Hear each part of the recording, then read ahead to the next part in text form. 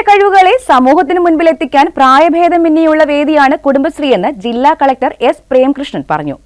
കുടുംബശ്രീയുടെ 26ാം വാർഷികത്തോടനുബന്ധിച്ച് സർഗോത്സവം അരങ്ങ് 2024 എന്ന പേരിൽ സംസ്ഥാനത്ത് സംഘടിപ്പിക്കുന്ന കലാമത്സരങ്ങളുടെ ജില്ലാതല ഉദ്ഘാടനം പത്തനംതിട്ട അബാൻ ആർക്കേഡ് ഓഡിറ്റോറിയത്തിൽ നിർവഹിച്ച് സംസാരിക്കുകയായിരുന്നു അദ്ദേഹം. പല കാരണങ്ങളാൽ സ്കൂൾ കോളേജ് കാലഘട്ടങ്ങളിൽ തങ്ങളുടെ കലാപരമായ കഴിവുകൾ പ്രകടിപ്പിക്കാൻ കഴിയാതെ പോയ ഒരുപാട് സ്ത്രീകൾ നമുക്ക് ചുറ്റുമുണ്ട്. അവർക്ക് രണ്ടാമതൊരു അവസരമാണ് കുടുംബശ്രീയുടെ സർഗോത്സവത്തിലൂടെ ലഭിക്കുന്നത്. പ്രായഭേദമന്യേ സ്ത്രീകൾ അവരുടെ കലാപരിപാടികൾ വേദിയിൽ അവതരിപ്പിക്കുമ്പോൾ കലയ്ക്ക് പ്രായമില്ല എന്ന സന്ദേശമാണ് നൽകുന്നത്.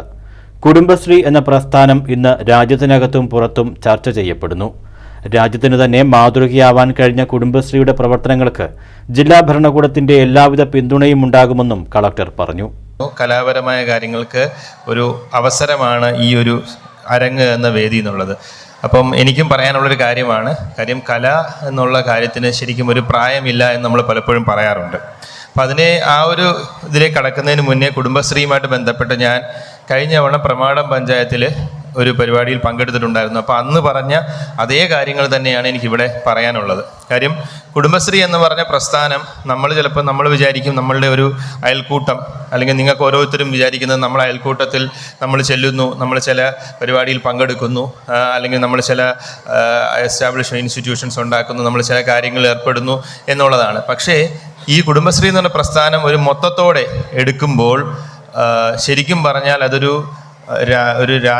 നമ്മുടെ ഇന്ത്യയിൽ തന്നെയല്ല പുറത്തു പോലും ഈ കുടുംബശ്രീയെ പറ്റി, ഒരു പ്രസ്ഥാനത്തെ പറ്റി പലപ്പോഴും ഡിസ്കഷൻസ് വരാറുള്ള ഒരു പ്രസ്ഥാനമാണ് കുടുംബശ്രീ എന്ന് പറയുന്നത്. ഇതിൻ്റെ ഒരു വലിപ്പവും ഒരു വ്യാപ്തിയും മനസ്സിലാക്കണമെങ്കിൽ നമ്മൾ മറ്റ് സംസ്ഥാനങ്ങളിലോ മറ്റ് ബാക്കി സ്ഥലങ്ങളിലോ ഒക്കെ പോയി സംസാരിക്കുമ്പോഴാണ്, അല്ലെങ്കിൽ നമ്മൾ അവരുമായിട്ട് ഇൻട്രാക്ട് ചെയ്യുമ്പോഴാണ് എത്രത്തോളം ഒരു ഓർഗനൈസ്ഡ് ആയിട്ടുള്ള ഒരു എസ്റ്റാബ്ലിഷ്മെൻ്റ് ആണ് കുടുംബശ്രീ എന്ന് നമുക്ക് മനസ്സിലാവുന്നത്.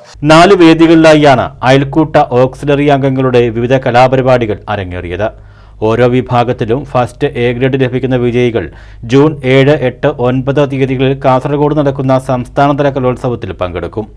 ചടങ്ങിൽ കുടുംബശ്രീ ജില്ലാ മിഷൻ കോർഡിനേറ്റർ എസ് ആദില അധ്യക്ഷത വഹിച്ചു.